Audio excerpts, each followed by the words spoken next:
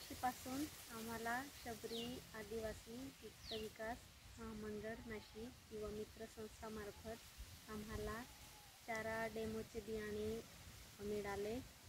आमच्याकडे 8-10 शेळ्या आहेत. त्या शेळ्यांना आम्ही कृष्ण गवत आणि दशरथ घास हा चारा आम्ही दिवसाने एक टाइम देतो.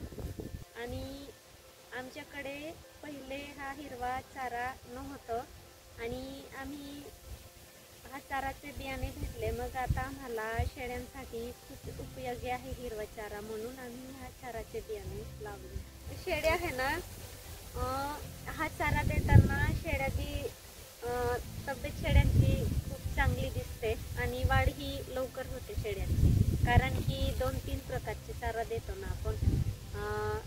कृष्ण गवत आणि मेथी घास बी दिला मी, आणि हे नेपियर हे पण देतो.